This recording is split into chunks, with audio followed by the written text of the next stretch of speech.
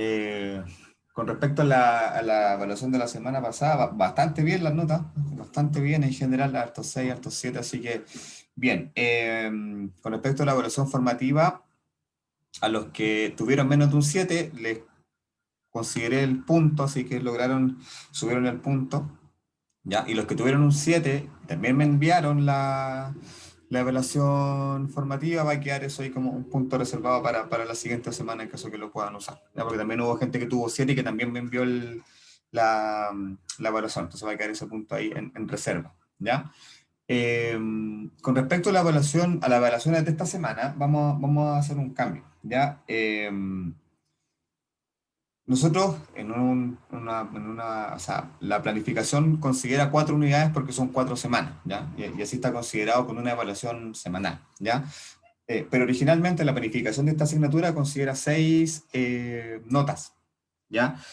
Y esa planificación y esa estructura de notas ya está definida y no se puede cambiar. Entonces vamos a tener que separar un poco, digregar un poco las notas. Entonces, las evaluaciones formativas de esta semana y de la semana siguiente van a equivaler a un 10% de la nota final, ¿ya? Y la evaluación sumativa de la semana pasada y de esta semana van a equivaler a un 20%, ¿ya? Y vamos a tener un 60% de nota entre las primeras 2 semanas, ¿ya? Entonces, lo que vamos a hacer esta semana como evaluación formativa y lo que vamos a hacer la próxima semana también como evaluación formativa va a valer 10% de la nota, ¿ya? Y el cuestionario va a valer 20%. Entonces, le vamos a dar un valor extra a las evaluaciones formativas de esta semana y de la semana siguiente, ¿ya?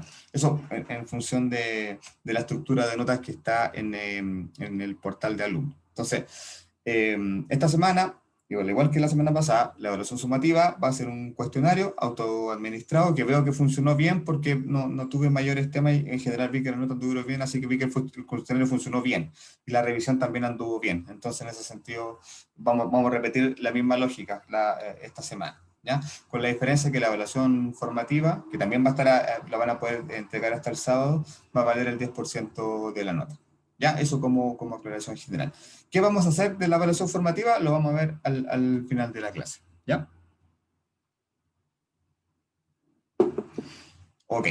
Y con respecto a los contenidos que ya comenzamos a ver esta semana, ya esta semana entramos de lleno en lo que tiene que ver con los procesos de recursos humanos.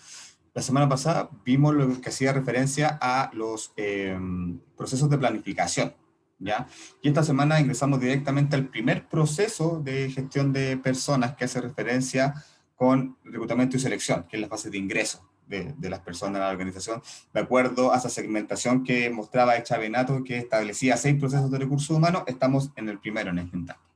Y nos vamos a detener un poco en este proceso, más que en los demás, porque es un proceso importante. A los 2 ámbitos más importantes que son de recursos humanos, que son reclutamiento y selección y remuneraciones, van a ser los ámbitos que le vamos a dar un poco más de tiempo. Entonces, esta semana vamos a dedicarnos a lo que es reclutamiento y selección. Particularmente hoy vamos a ver lo que tiene que ver con la fase reclutamiento. Mañana y el jueves vamos a ver lo que tiene que ver con la fase selección. Obviamente las evaluaciones sumativas y formativas van a estar en torno a las temáticas que estamos revisando estos días, ¿ya? Eso, vamos a comenzar entonces la clase de hoy.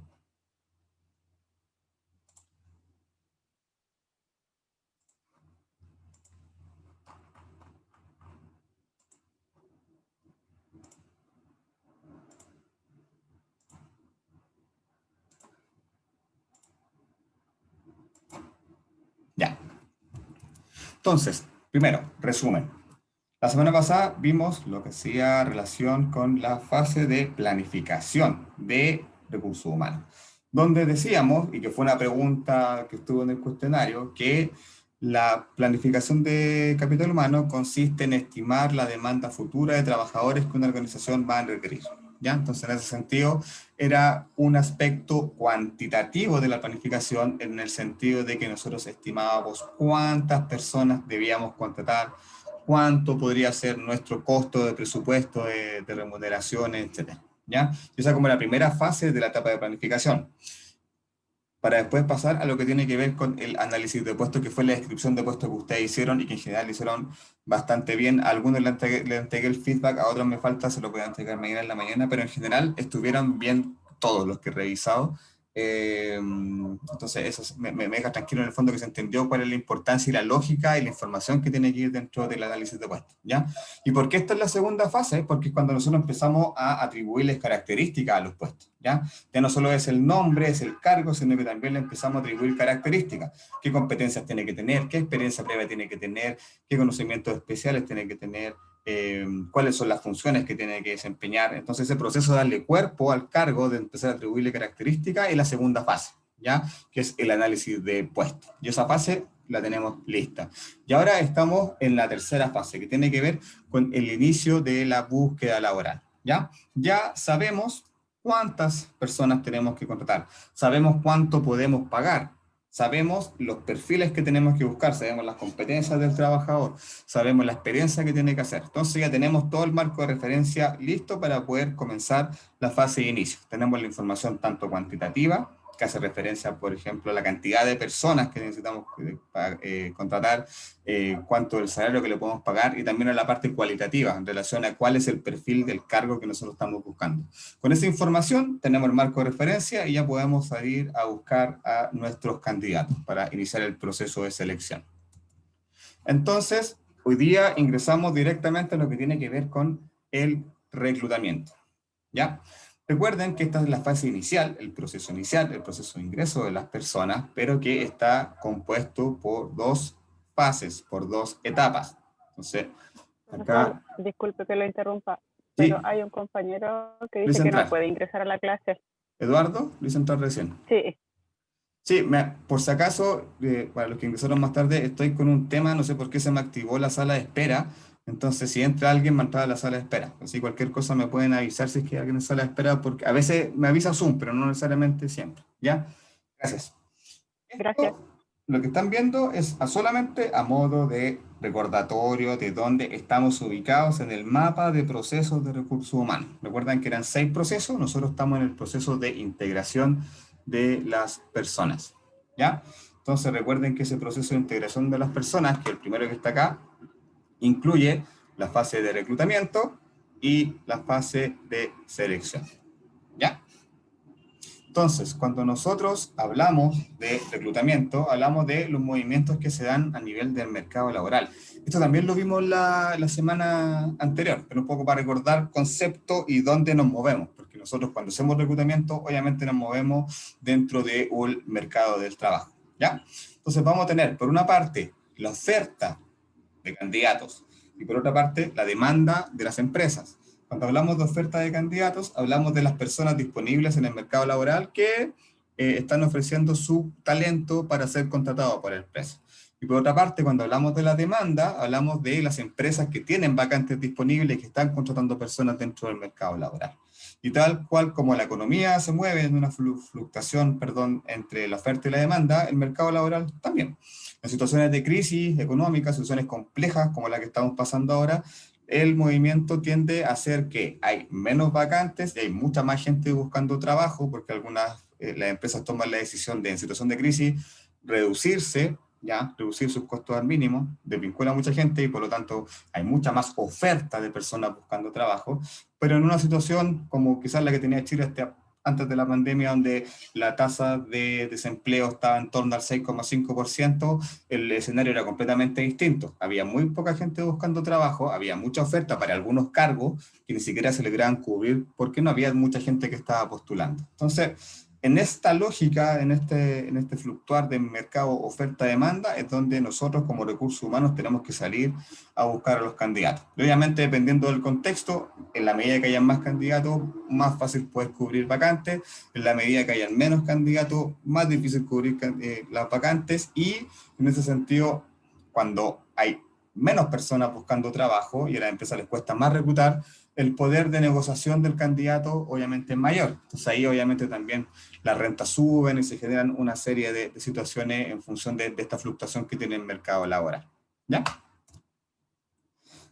Cuando hablamos de reclutamiento, y esta es la primera decisión que tiene que tomar la empresa, es definir: vamos a hacer un reclutamiento interno de fuentes internas, es decir, con personas, con trabajadores que ya están en la organización, o vamos a ir a un reclutamiento externo, a buscar personas que están afuera de la organización, ¿ya?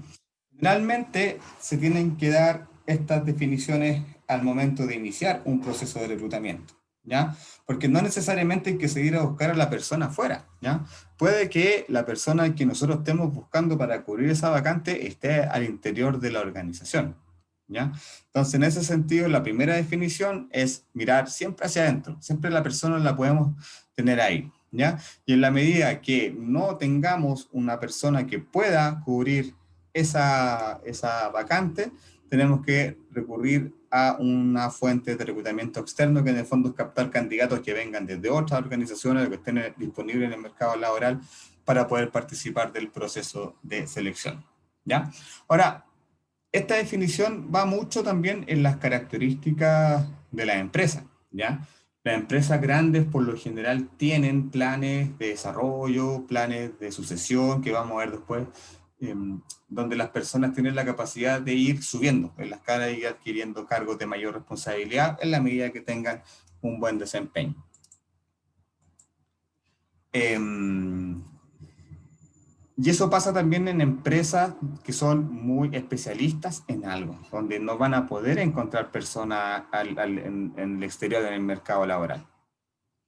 Piensen, por ejemplo, el caso de una empresa como Aguas Andinas, ¿ya? Aguas Andinas es la empresa que abastece de agua potable a toda la región metropolitana. Y como ustedes saben, es una concesión y es una empresa monopólica porque administra la concesión del agua potable. Por lo tanto, es la única empresa que presta este servicio prácticamente en todo Chile, porque también las empresas que están en las regiones son sucursales de Agua Andina. Entonces, en una empresa con esa naturaleza, donde es única en su giro, única en su negocio, es muy difícil que puedan hacer reclutamientos externos para cargos técnicos, ¿ya? Por ejemplo, si necesitan contratar un gerente de sanitización de agua potable, no pueden ir a buscarlo al mercado laboral porque no va a haber otro gerente de sanitización de agua potable porque no hay otra empresa que haga lo mismo. Entonces, en ese sentido, Agua Andina se ve la obligación de generar planes internos de crecimiento y de sucesión. Y efectivamente lo tiene que hacer y lo hace. ¿Por qué? Porque es su naturaleza. O sea, todas las empresas que sean únicas en su rubro tienen que recurrir a este tipo de reclutamiento interno porque en el mercado no van a encontrar a otra persona, ¿ya? A diferencia, por ejemplo, del retail, del comercio. Eh, ¿Cuántas empresas que venden al por mayor, al por menor existen en Chile? Entonces, por lo tanto, quizás contratar un gerente comercial va a ser quizás incluso más fácil ir a buscarlo fuera. ¿Por qué? Porque podemos ir a buscar a alguien de la competencia que tenga desempeño probado y lo traemos a la empresa. Entonces, obviamente, en ese sentido, la naturaleza de la empresa influye mucho en definir si vamos a hacer un reclutamiento interno o vamos a hacer un reclutamiento externo, ¿ya? Algunos procesos, y que yo no los recomiendo, son mixtos, internos y externos.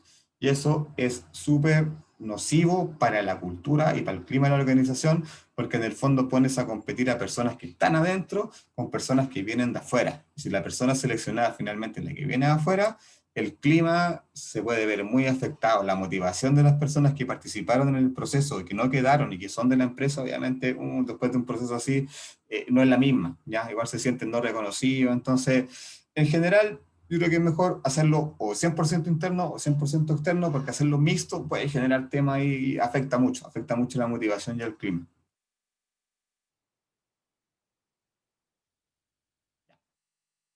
Esta lámina que ustedes ven es el proceso ideal que tiene que tener una fuente de reclutamiento, ya sea interno, ya sea externo. Y si se fijan, son iguales. Los procesos son los mismos. Planeación, necesidad de reclutamiento, fuente interna, fuente externa, reclutamiento interno, reclutamiento externo, y finalmente la salida de este proceso es el mismo. Candidatos reclutados, candidatos que pasan a la selección. ¿Qué quiere graficar esta imagen? Que si el proceso es interno o si el proceso es externo, tiene que pasar por las mismas fases, ¿ya? Es decir, no se puede hacer un proceso de selección interno definiendo a la persona al dedo. Ya tú vas a ser la persona que vas a cubrir a esto con sin base, digamos. ¿Ya? Si se va a hacer un proceso de reclutamiento interno, se pasan por las mismas etapas que el candidato pasa por un reclutamiento externo, ¿ya? O sea, Si yo abro un reclutamiento al interior de la organización, de partida la persona debe postular, tal cual como postula un candidato externo, ¿ya? Y posterior a esa postulación, recursos humanos tiene que filtrar. O sea, no todos los que postulan, por más que sean candidatos de la empresa, tienen que pasar al proceso de selección. No, ¿por qué? Porque igual tienen que cumplir un perfil. Generalmente los procesos internos son abiertos. O sea, uno abre una oferta y puede postular cualquier persona de la empresa, obviamente. No, uno no puede limitar qué personas postulan y quiénes no, ¿ya? Entonces, en ese sentido, tampoco todas las personas que quieran postular pasan por todos los procesos. No, hay un filtro y hay personas que postulan y no avanzan, y eso es normal. Entonces, o sea, en ese sentido, la lógica de las fuentes de reclutamiento interno y externo siempre tiene que ser la misma, ¿ya? Tiene que velar, obviamente, porque las personas que pasan al proceso de selección son las personas que efectivamente cumplen el perfil, tienen las competencias, habilidades y conocimientos que el cargo requiere, ¿ya? No por ser interno se va a saltar ese proceso, ¿ya? A pesar de que muchas empresas tienen la mala práctica de hacerlo así, definen las personas que toman cargo generalmente un poco al dedo, como se dice en Chile, no pasando por los procesos de selección como debiesen pasar, ¿ya? Entonces, un proceso de reclutamiento interno tiene que pasar por las mismas fases de un proceso de reclutamiento externo. Ahora, lo que están viendo es un plan de sucesión, que no es lo mismo que hacer un proceso de reclutamiento interno. ¿Por qué? Porque cuando estamos haciendo un proceso de reclutamiento interno, estamos buscando entre muchas personas que van a postular al mejor para que ocupe el cargo, ¿cierto?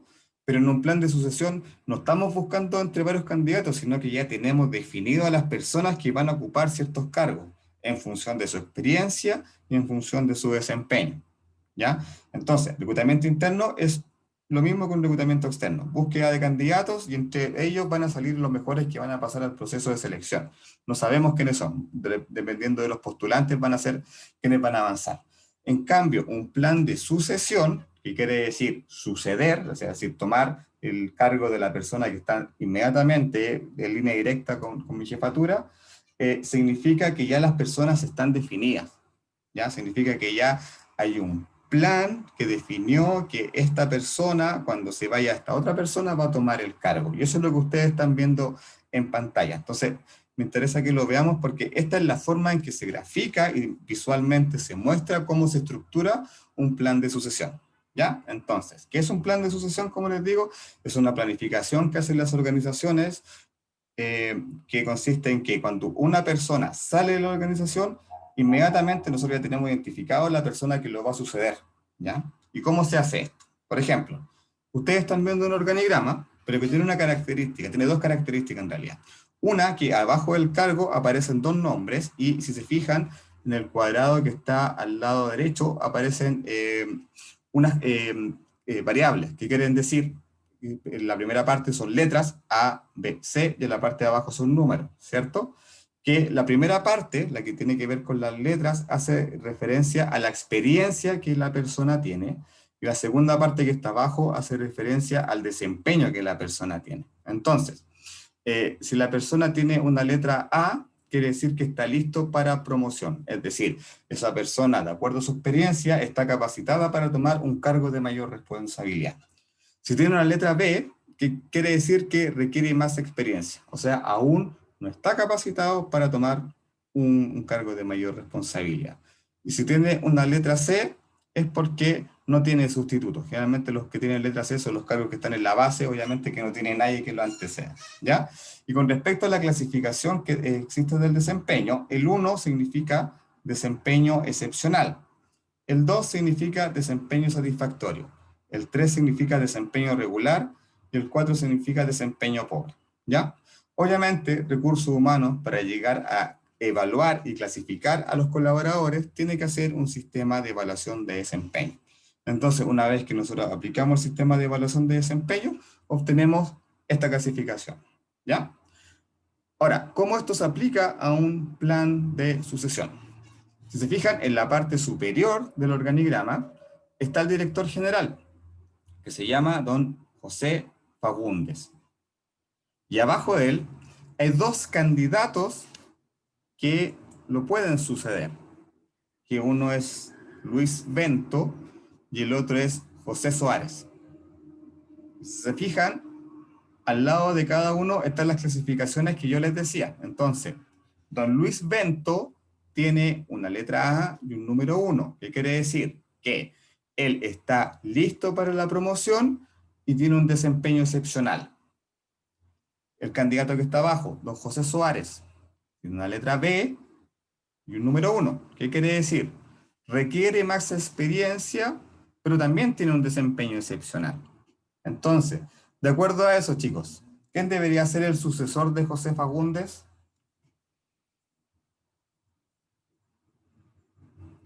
El primero, profe. Luis Bento.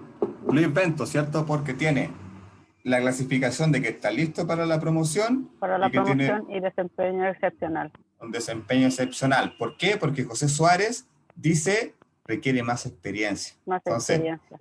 tiene buen desempeño, le falta experiencia. Entonces, en este caso, cuando salga don José Fagundes, va a subir Luis Bento y don José Suárez, vamos a tener que capacitarlo, entrenarlo para que pase a ser un A, y ya deje de ser un B. ¿Se entiende cuál es la lógica de cómo se construye un plan de sucesión? Sí, profesor. Si se fijan, en las líneas inferiores de la estructura sigue la misma lógica. Hay un cargo y abajo los dos candidatos que lo pueden suplir y cuál de los dos está en qué nivel está. ¿Ya? Si se fijan, hay una decisión difícil porque el jefe de Don división, José, a esa misma le da de consultar. Sergio Leme, tiene los dos, don José Suárez tiene A1 y Leo Franca tiene A1. Tienen la misma clasificación. ¿Y ahí cómo se toma esa decisión? Ahí ya tendrían que entrar a definir una tercera variable, porque acá estamos considerando experiencia y desempeño.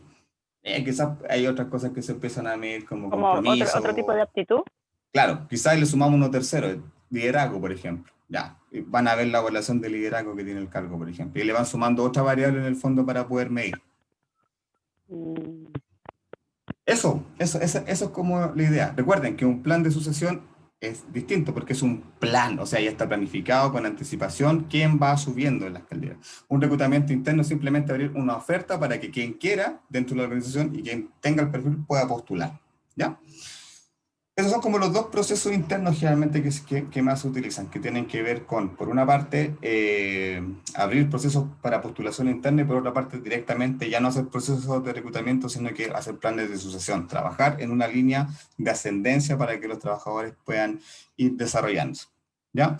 Un poco para cerrar la diferencia entre reclutamiento interno y externo, básicamente se asume que al hacer un reclutamiento interno hay una mayor garantía en el desempeño del colaborador.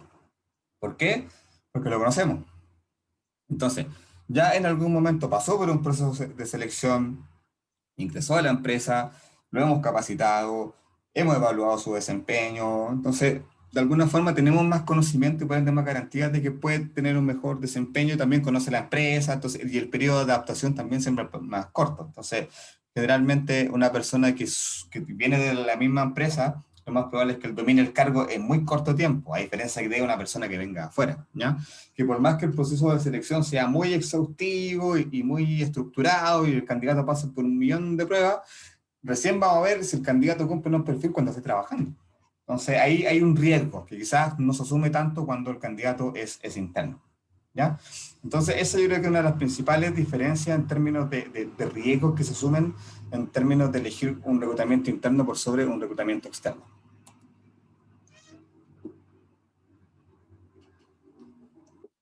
Y ahora pasamos directo a lo que tiene que ver con el reclutamiento externo, que finalmente es lo que nosotros más hacemos, buscar candidatos en el mercado laboral.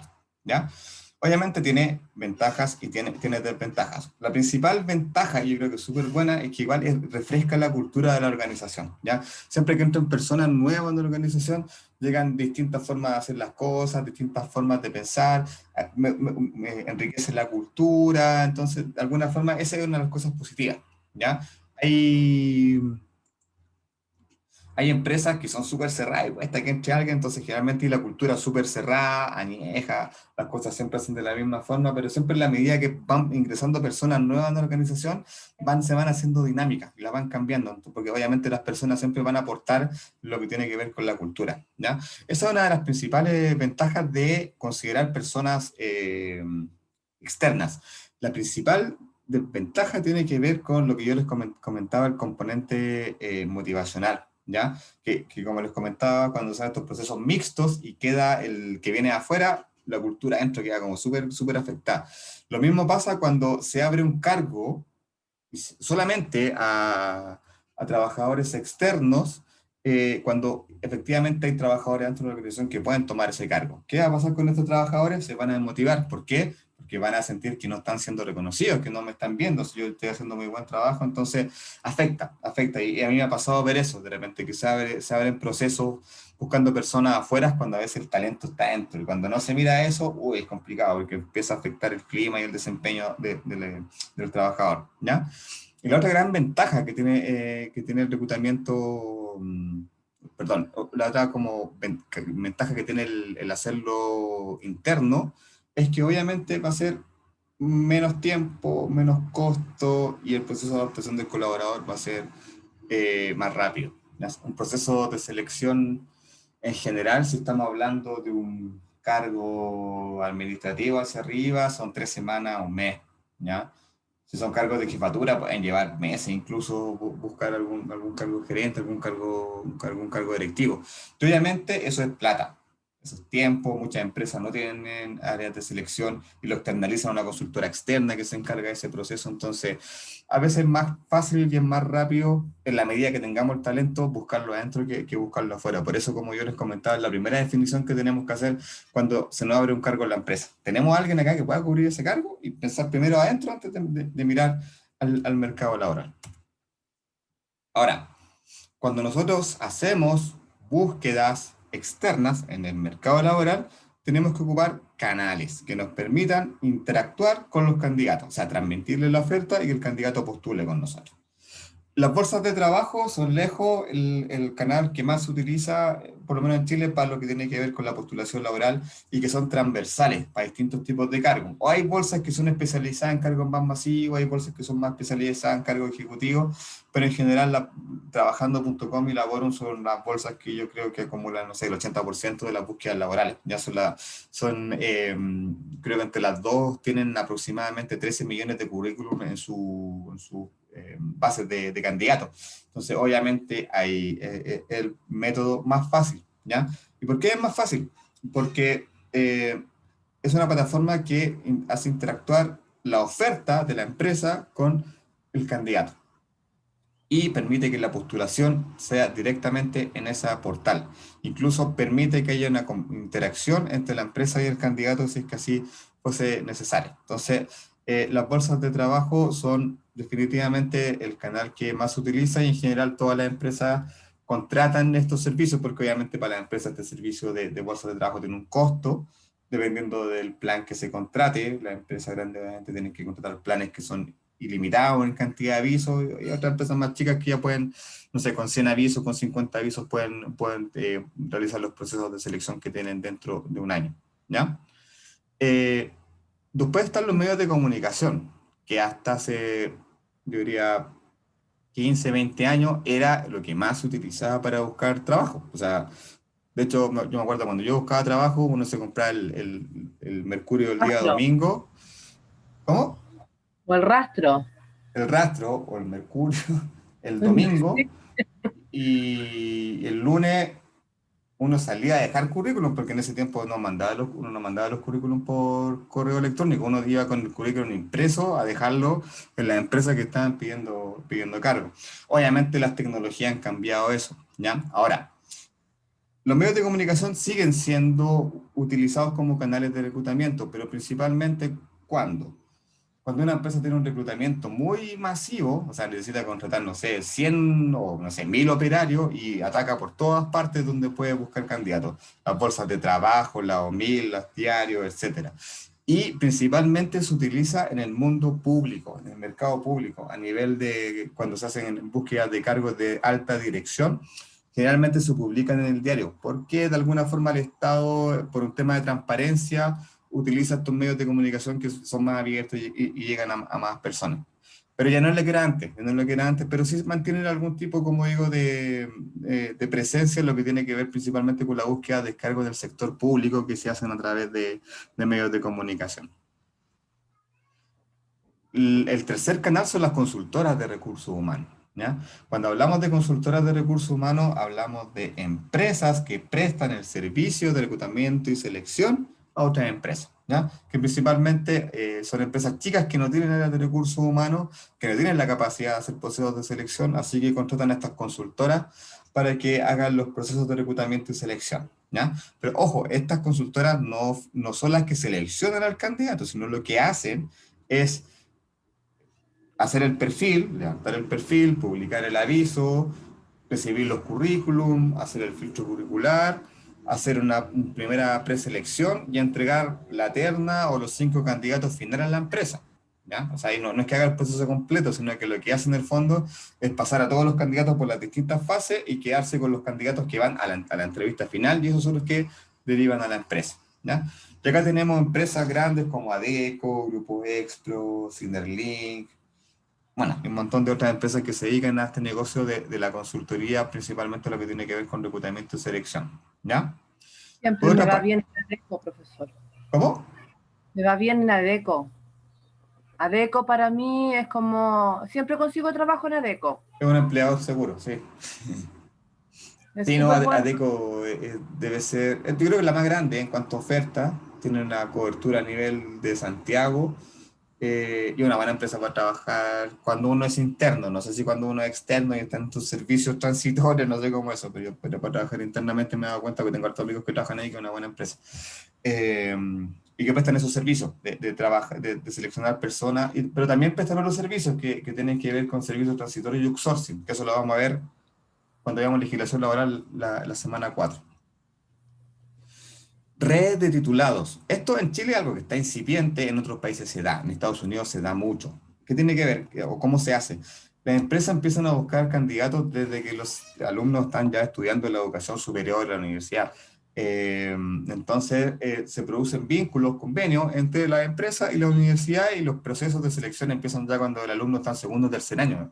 Las empresas empiezan a identificar talentos. Es un método que instauró Bill Gates en el año 70, 80, cuando empezó con Microsoft, que empezó a hacer eso. Iba a la universidad a buscar talento, y de alguna forma las otras empresas empezaron a hacer lo mismo. Ya no esperemos a que la persona salga al mercado laboral, sino que traigámoslo. Antes de que salga al mercado laboral, lo traemos. Esa es la lógica que se está instaurando.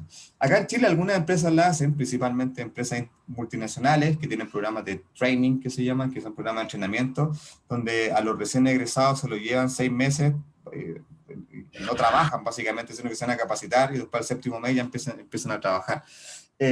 Algo que está incipiente, pero que está partiendo. Yo creo que va a ser una fuente no menor en adelante de reclutamiento, ya que se va a empezar a especializar. La gracia que permite la red de titulados de enseñanza superior es que permite focalizar bien la búsqueda. O sea, si yo tengo que ir a buscar un técnico en enfermería, así es donde voy a ir. Entonces, esa es la gracia, permite focalizar muy bien cuando son perfiles técnicos. Las redes sociales. Obviamente, aquí la red social laboral que más se utiliza es LinkedIn, ¿ya? Lo ideal es que cada uno de nosotros tenga un perfil de LinkedIn, y bien hecho, obviamente, que sea un espejo de nuestro currículum, que tengamos el link en nuestro currículum, porque muchas empresas también al momento de contratar verifican el perfil de LinkedIn, ¿ya? Esto tiene que ver mucho con el tema de la marca personal que ustedes vieron el semestre anterior, el taller de habilidades comunicacionales.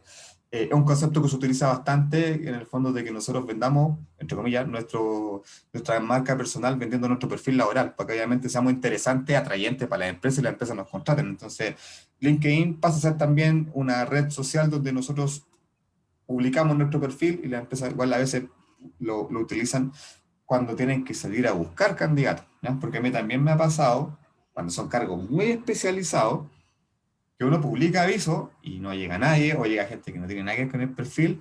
Entonces ya no hay que esperar a que lleguen los candidatos, sino que uno como reclutador tiene que salir a buscar a esos candidatos. Y LinkedIn ayuda mucho, ¿ya? LinkedIn ayuda mucho en el sentido a buscar personas con perfiles muy, muy específicos, ¿ya? Pero también hay otras redes sociales. En general, Facebook masifica impresionantemente un aviso laboral. A mí me ha pasado que he publicado avisos que han llegado a Facebook y se viralizan, valga la redundancia, y la cantidad de candidatos que llegan es no menor. Entonces también se utiliza mucho, yo creo, principalmente Facebook, porque todo el mundo tiene Facebook, y de alguna forma cuando una oferta empieza a crecer, es como una bola de nieve, obviamente, y la cantidad de candidatos crece. Entonces en ese sentido también son una buena fuente de captación de currículum. Y por último, referidos. Cuando hablamos de referidos, hablamos de personas dentro de un círculo que eh, te refieren, valga la redundancia, o te presentan a personas que pueden ocupar un cargo, ¿ya? Algunas empresas o algunos cargos en particulares, cuando también son muy específicos, o cargos que requieren mucha confianza, cargos de jefatura, muchas empresas prefieren buscarlo a través de referidos, o sea, salir a buscar en base no de competencia, no de habilidades, no de realizar entrevistas, sino que en base a buscar a personas que dentro del mercado tengan una buena referencia y de alguna forma se destaquen y que estén como seguros, así como que hayan personas que den fe de que esta persona va a tener un buen desempeño, etc. Cuando eso hablamos de referido, ¿ya? Y si lo llevamos al buen chileno, también lo podemos decir que hablamos de pituto, ¿no? En ese sentido, cuando hablamos de referido, oye, tengo un conocido que está buscando un amigo que quiere trabajar, también tiene que ver con eso. Y esa es una situación que se da. Y, y se da mucho en regiones. A mí me ha tocado trabajar puntualmente en algunas regiones. Y efectivamente, en Santiago cuesta mucho, pero en regiones, en ciudades más pequeñas, la búsqueda laboral se hacen así, se hacen por referido, en el boca a boca, y así uno llega a buscar a las personas que está buscando. Se tiene que adaptar uno a las condiciones donde estén, del fondo, para identificar siempre los canales que son los más adecuados. Estos 6 son los que más se utilizan, ¿ya? Profesor, una consulta. Los Sí, referidos también, por ejemplo, yo trabajé muchos años en una temporada, en temporadas, en una empresa. ¿ya? Y ahora yo le mandé mi currículum al gerente, porque ya me conocen cómo trabajo. Ujú. Y él me aceptó y en diciembre entro a trabajar al reclutamiento de personas. Ah, súper, qué bueno. No sé si referido es eso.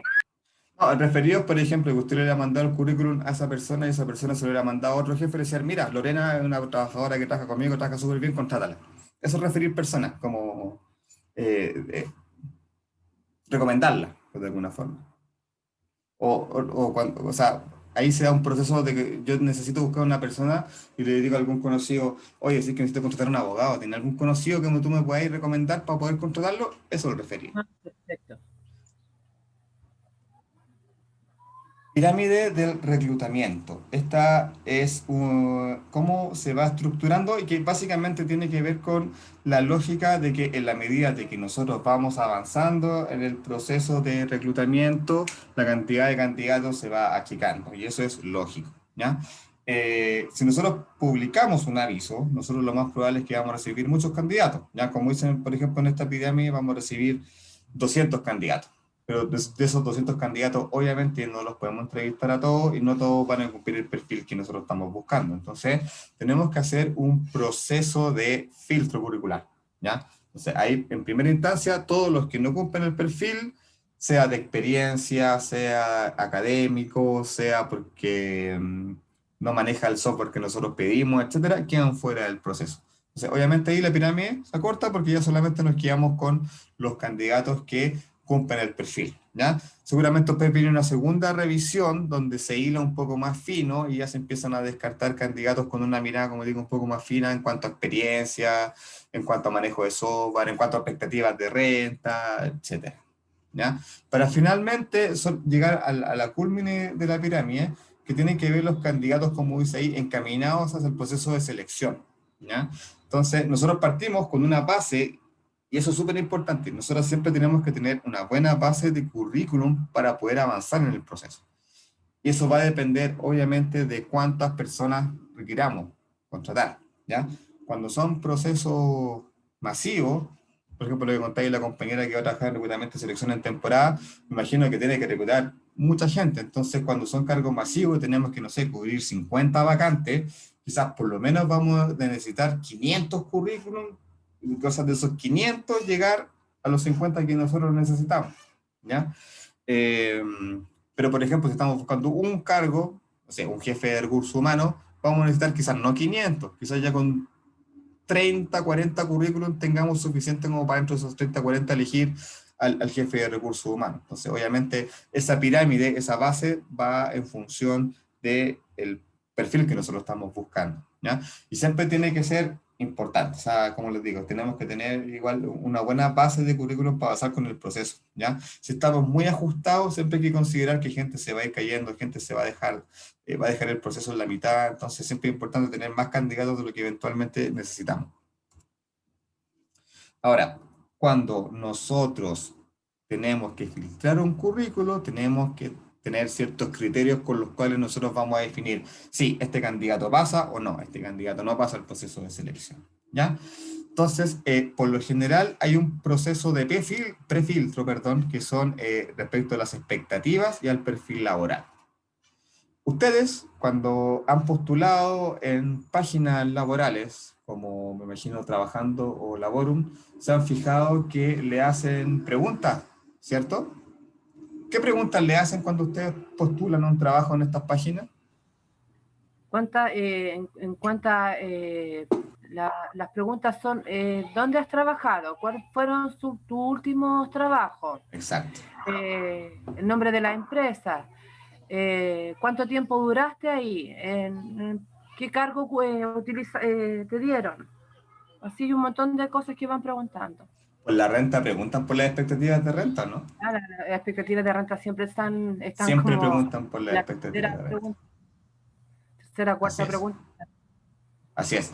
Muy bien, efectivamente, lo que preguntan generalmente esas empresas son preguntas que se llaman de filtro. ¿Por qué? Porque ustedes, cuando le hacen esas preguntas, ustedes las responden y del otro lado el reclutador, cuando llega a su postulación, no ve el currículum de ustedes, sino que lo que ve, nosotros cuando estamos reclutando y postula una persona a través de Laborum o de Trabajando, nosotros lo que vemos primero son las respuestas a las preguntas que nosotros hicimos, ¿ya? Entonces, por ejemplo, si nosotros estamos buscando un coordinador de recursos humanos y tenemos una renta definida de 700.000 pesos, por ejemplo, y postula un candidato que me está pidiendo, en la respuesta me coloca que está pidiendo 1.000.000 de pesos, yo a ese candidato ya lo dejaría fuera porque su expectativa de renta está por sobre lo que yo puedo pagar, ¿ya? Si yo requiero que la persona tenga al menos 2 años de experiencia en el mismo cargo, en cargos similares, como lo declaramos en la descripción de cargos, ¿se acuerdan? Si llega una persona que tiene 1 año de experiencia, no me va a servir. Entonces también lo voy a tener que dejar fuera del proceso. Entonces, estas preguntas que hacen los portales son precisamente para facilitarnos la pega a nosotros como reclutadores. Porque en la medida que las respuestas del candidato estén en función de lo que nosotros podemos pagar, por ejemplo, o de la experiencia que nosotros estamos pidiendo, recién abrimos el currículum y lo empezamos a revisar. Si las expectativas del candidato o la experiencia en cuanto o el perfil en cuanto a la formación o la experiencia no es lo que nosotros necesitamos, next, no lo vemos, pasamos al siguiente. ¿Ya? Y obviamente ese proceso de filtro después uno lo va haciendo, se va naturalizando y se va haciendo rápido. Pero tiene que ver con eso, ¿ya? Por eso esas preguntas siempre están alojadas, ¿ya? Y como les digo, son preguntas de filtro que tienden a facilitarnos nosotros como reclutadores el primer filtro. Entonces, en la medida que las respuestas que ustedes den no estén en función de lo que pide la empresa, van a quedar fuera del proceso. Entonces, para eso se hacen estas preguntas y generalmente son los 2 filtros más importantes, expectativas y el perfil, ¿ya? Es decir, la persona tiene lo que nosotros estamos pidiendo y espera lo que nosotros estamos ofreciendo, y en adelante, si la persona en las 2 respuestas o 3 o 4 preguntas que nosotros hagamos dice que sí y está en función de lo que nosotros necesitamos, bien, abrimos el currículum y lo continuamos revisando. Y ahí empezamos a revisar ya con una mirada un poco más fina. Entonces, ¿qué tenemos que ver primero? Estudios técnicos superiores. ¿Se acuerdan que en el descriptor de cargo nosotros decíamos qué carrera tenía que tener la persona? Ya. Entonces, como nosotros vamos a estar filtrando los currículums con el descriptor de cargo en la mano, vamos a estar chequeando que la persona haya estudiado lo que nosotros estamos pidiendo, ¿ya? Obviamente hay que tener criterio. O sea, a veces la experiencia de una persona no va en necesidad con lo que estudió y ahí hay que hacer ciertas flexibilizaciones que a veces se pierden en el recurso humano. Entonces, igual, chicos, el criterio es importante, ¿ya? capacitaciones, especializaciones. Obviamente ya cuando estamos pidiendo cargo a nivel administrativo, de mando medios arriba, nos demandan ciertas especializaciones, ya que la persona sepa inglés, que sepa un Excel a nivel intermedio, y eso también son parte del filtro. Entonces, en la medida que la persona no vaya cumpliendo lo que nosotros tenemos establecido en el descriptor de cargo como perfil de cargo, la persona va quedando fuera del proceso, ¿ya? El rubro de la industria donde trabajó la empresa, eso es súper importante. Porque, por ejemplo, pensemos en la lógica que estamos buscando un jefe de recursos humanos. ¿Cuántos jefes de recursos humanos hay en Chile? En Santiago, no sé. Miles, ¿cierto? ¿Son todos los jefes de recursos humanos iguales? No. No, Supongamos, estamos buscando un jefe de recursos humanos para una empresa que tiene 5.000 trabajadores y que hace cañerías de cobre. Y tenemos un candidato que es jefe de recursos humanos de un colegio con 50 trabajadores. ¿Nos va a servir para el cargo? no. Es el mismo cargo, ¿cierto? Es lo mismo, pero la diferencia son el trato con las personas, porque son 5.000 personas a A 50, 50, en un rubro muy no distinto, te que es va, productivo. no va a rendir. Exacto. Por eso, a modo de ejemplo, es importante eso, ¿ya? El rubro de la industria, la experiencia, qué experiencia trae, porque no necesariamente el mismo cargo va a significar que la persona está capacitada para hacer una función, ¿ya? Las motivaciones. ¿Qué quieres hacer? ¿Por qué quieres trabajar con nosotros? Esas cosas generalmente la empresa, el candidato las declara en el currículum, ¿ya? Generalmente estas mismas páginas dejan un espacio para que el candidato redacte sus expectativas. Entonces, ahí la idea es que el candidato diga, mira, es mi primer trabajo, estoy buscando una empresa que me dé la oportunidad de ingresar al mercado laboral, o mira, ya llevo un tiempo trabajando, yo quiero crecer un poquito, etcétera, ¿ya? Y otras cosas que son especiales, pero que no son menores y que son importantes. O sea, la comuna, si nosotros estamos buscando un cargo para trabajar en San Bernardo, por ejemplo, no vamos a contratar a una persona que vive en Quilicura, a pesar de que hay personas que yo sé que esos viajes lo hacen, y hace sacrificio de lo hacen, pero por lo general no. Y aparte que igual genera una serie de complicaciones que la persona obviamente esté trabaja, o sea, perdón, moviéndose 5 horas al día para poder llegar a su lugar de trabajo. Entonces, son criterios que no son menores al momento de definir a un trabajador. Ya, obviamente la comuna de residencia, obviamente dependiendo si es que trabajamos por turno, los fines de semana, que no haya transporte cercano, son variables que hay que considerar. La disponibilidad, ¿ya? O sea, si nosotros necesitamos que una persona ingrese lo antes posible, lo más probable es que una persona que esté trabajando no nos sirva. ¿Por qué? Porque una persona que está trabajando nunca puede salir tan rápido de su trabajo, siempre tiene que cerrar y son por lo menos quizás un mes ese proceso de espera y quizás no tengamos ese tiempo para poder esperar, por lo tanto solamente necesitamos a personas que tengan disponibilidad ahora. Entonces, en ese sentido, criterios como la comuna de residencia o la disponibilidad para ingresar hay que considerarlo sí o sí, y también a veces son cosas que se preguntan en las mismas preguntas que yo les estaba señalando. Entonces, cuando nosotros hacemos este proceso del filtro curricular, o sea, de todos los candidatos que recibimos, nos quedamos con los que están más acordes al perfil que nosotros estamos buscando, terminamos el proceso de reclutamiento, iniciamos el de selección. ¿Por qué? Porque esos candidatos que nosotros tenemos los tomamos y se los pasamos a la selección o al psicólogo, no, evalúenlos. Y eso es lo que vamos a comenzar a ver mañana. Eso, chicos. ¿Dudas, consultas con lo que vimos hoy respecto a reclutamiento? Sí, profesor, antes que empiece la clase de mañana le quiero hacer una consulta. Hay en el tema, en el test psicológico nos entregan un test de Rorschach. ¿A dónde? Acá en una empresa que queda en la comuna donde vivo, ¿Ya? me hicieron ver un test de Rorschach, no sé para qué. No Lo- quedé mi- porque yo vi mariposas, vi arbolitos, vi un monito, no quedé por eso.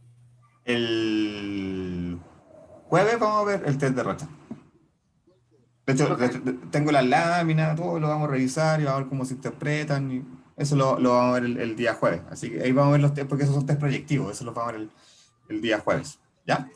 Ahora, ¿Para qué se hace el test? el Ah, de, ya. el de Rocha. Ok. Sí. El test de Rorschach, a ver, primero que nada, todos los tests que se utilizan en términos laborales, ninguno se creó para esos efectos laborales. Todos son tests que vienen desde la psicología clínica y que se utilizan, casi todos vienen desde el principio del siglo XX, que se utilizaban para otras cosas, que tenían que ver principalmente para identificar ciertas patologías, conductas de PI, y en el fondo se han ido asociando y se han ido ingresando al mercado laboral y se han ido adaptando también. Entonces, por ejemplo, el test de Rorschach, el test de Lucher, no tenían nada que ver con preselección laboral, sino que en el fondo venían desde la psicología. Entonces, básicamente lo que hacen es identificar ciertos rasgos de personalidad. Los test proyectivos buscan eso, identificar cómo la persona reaccionaría frente a ciertas cosas, ¿ya? A diferencia de lo que vamos a ver ahora, que son los test de personalidad. Por ejemplo, el DISC, que es el test que nosotros vamos a trabajar esta semana como evaluación formativa, es un test de personalidad. Es un test mucho más superficial, porque los test de personalidad lo que buscan precisamente es eso, identificar rasgos de personalidad en los candidatos, y son cosas superficiales. Pero el test de Rorschach y el test de Lucher buscan identificar aspectos que son más profundos, que tienen que ver con cómo reacciona la persona frente a ciertas situaciones, cómo reacciona la persona cuando trabaja bajo presión, cómo reacciona la persona frente a un conflicto, ¿ya? Eso es lo que buscan esos test que son un poco más profundos. Los test de personalidad son un poco más light, y lo vamos a ver ahora, porque de hecho vamos a trabajar con un test de personalidad con la idea de que ustedes lo respondan, lo tabulen, lo analicen, lo interpreten y definan cuáles son sus tipos de personalidad más dominantes. Eso, entonces yo no sé si pudieron ver en el aula virtual que yo dejé un documento que se llamaba Hoja de Respuestas DISC. Yo lo vi recién, profesor, pero hay que responder. Sí, os lo voy a mostrar ahora y les voy a indicar cómo se hace. No sé si los demás lo pudieron ver, ¿alguien más lo pudo ver? Yo lo vi, pero no lo alcancé a leer porque solo lo descargué. Ya. Lo vi. Pero eso lo... ¿Sí, Guadalupe? Sí, sí lo vi, lo hice una vez que postulé a un trabajo en Ripley, lo hacen. Sí, se ocupa bastante. ¿Y por qué se ocupa bastante? A ver, se los voy a mostrar ahora. Primero les voy a mostrar en qué consiste el DISC. De nuevo se iba a pegar la pantalla. Perdón.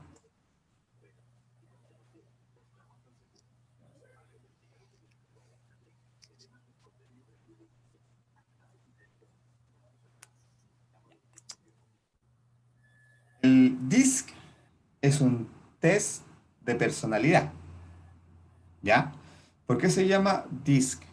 Porque en el fondo, dentro de este test, están definidos 4 tipos de personalidad, y que por sus iniciales dan el nombre al test, DISC, ¿ya? ¿Qué es lo que define este test? Este test plantea de que existen 4 tipos de personalidad y que son 2 ejes donde nosotros nos movemos, ¿ya? Que tiene que ver con el eje que está horizontal en su pantalla entre la introversión y la extroversión. Cuando hablamos de introversión, hablamos de una personalidad más bien tranquila, tímida, reservada, y cuando hablamos de extroversión, hablamos de personas que son como hacia afuera, sociables, que no tienen mucho filtro y que les gusta siempre estar con los demás, ¿ya? Y el otro eje, el eje que es vertical, si se fijan, está entre la racionalidad y la emocionalidad. Es decir, gente que es muy racional, gente que todo calculadora, fría, saca cálculos, costo-beneficio, etcétera, versus gente que es emocional, que es más de lo sentimental, que prioriza más la relación con las personas que algo monetario o algo más material, etc. ¿Ya? Entonces lo que plantea este test es que cualquier ser humano se mueve en esta lógica, entre ser racional o ser emocional, o entre ser más introvertido y ser más extrovertido. ¿Ya?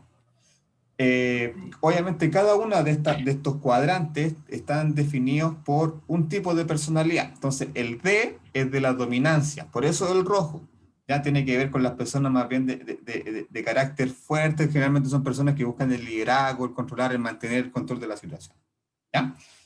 El I tiene que ver con la influencia, y aquí principalmente están los tipos de personalidad que se asocian con personas que son más bien sociables, que les gusta influenciar en las personas, siempre ser parte de, estar en, ya estar con las personas, ¿ya?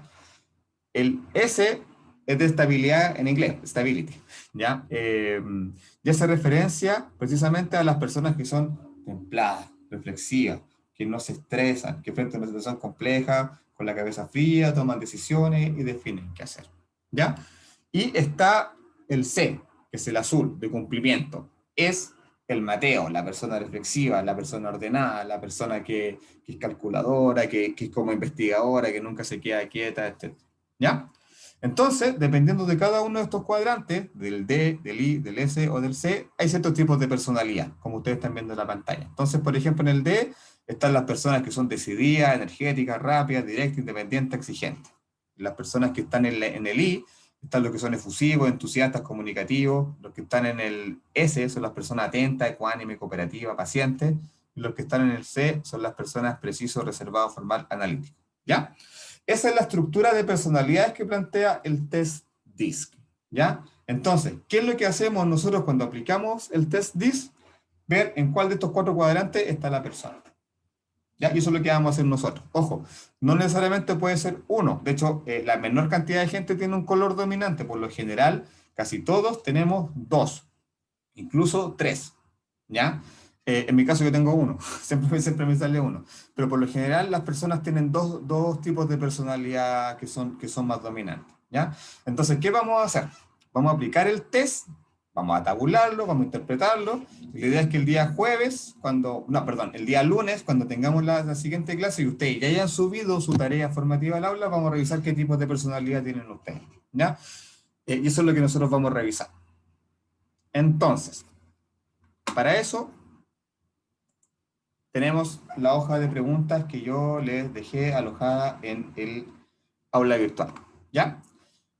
Como yo le indicaba, este es un test que se realiza mucho en las evaluaciones que son masivas, ¿ya? Tiene 2 grandes ventajas. Uno, que es autoadministrado, es decir, nosotros se lo entregamos al candidato para que el candidato lo responda solo, ¿ya? No es dirigido, no necesita que una persona esté ahí diciéndole o haciendo las preguntas al candidato, no. Es autoadministrado. Entonces nosotros vamos, le entregamos la hoja al candidato, se lo dejamos y él lo tiene que responder solo. ¿Ya? Y la otra ventaja que tiene es que es fácil de revisar. Es súper fácil. Ustedes se van a dar cuenta cuando lo tabulemos y lo interpretemos, que es súper fácil de revisar. Entonces, cuando nosotros tenemos que evaluar a muchas personas, cuando tenemos que hacer estos procesos de entrevista masivos, este tipo de test son súper buenos. ¿Por qué? Porque en el fondo nos permiten evaluar la personalidad de los candidatos muy rápidamente y muy fácil de revisar y de tabular, ¿ya? Por eso lo vamos a hacer, digamos, porque por su naturaleza, nosotros lo usamos bastante, a diferencia de los test proyectivos que lo tiene que hacer un psicólogo necesariamente, estos test no, lo puede hacer cualquier profesional que se encargue de trabajar en reclutamiento y selección de personas, ¿ya? ¿En qué consiste? Si se fijan, aquí hay cuadritos, ¿cierto? Que están preguntas que están hacia abajo. 1, 2, 3 están enumeradas hacia abajo en este formato, ¿ya? En cada una de las preguntas hay 4 tipos de personalidad, ¿cierto? En la primera, por ejemplo, está entusiasta, rápido, lógico y apacible. Son 4 tipos de personalidad. ¿Qué tienen que hacer ustedes? ¿Qué tiene que hacer el candidato cuando lo responde? Elegir una de estas 4 que yo le acabo de nombrar, que sea la que más se acerque a usted, la que más lo representa a ustedes, ¿ya? Y tienen que elegir otra que sea la que menos lo represente a ustedes, ¿ya? Entonces, por ejemplo, en mi caso, de estas características, entusiasta, rápido, lógico y apacible, yo soy más entusiasta y menos lógico. Y esa sería mi respuesta para la número 1. O sea, tienen que elegir una más y otra menos. Y eso para todas las preguntas que tiene el test, que en total son 28. ¿Ya? O sea, para cada pregunta de estas 4 características de personalidad, ustedes tienen que elegir una. La que más y la que menos. ¿Queda claro cómo se tiene que responder el test? Sí, profesor. Yo entendí. ¿Los demás?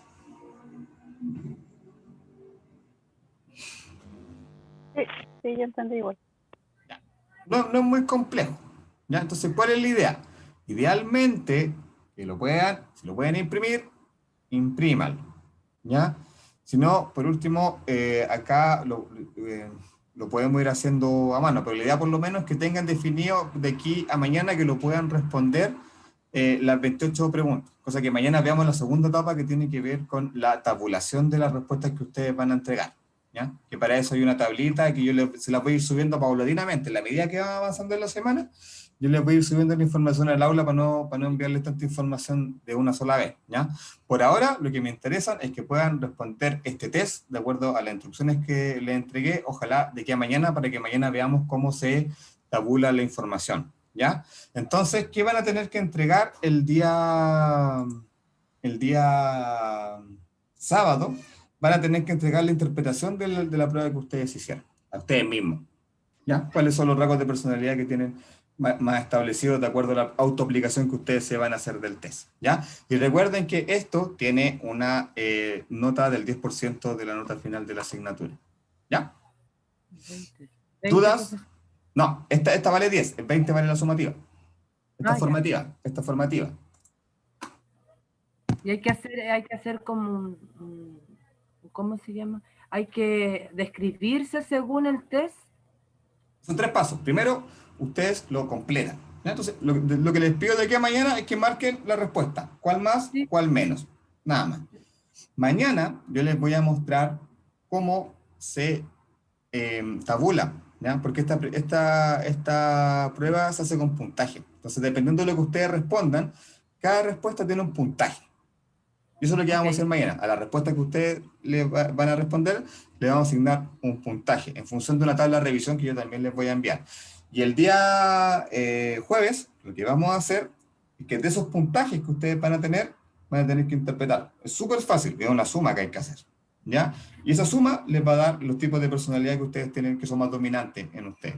Y esa interpretación es la que tienen que subir el día sábado, en un formato que obviamente yo les voy a dejar bien claro y definido, y que es súper fácil y simple. Revisar esto nos va a tomar 5 minutos, es muy rápido y es muy simple. ¿Ya? Eso, dudas, consultas, chicos, con lo que vimos hoy.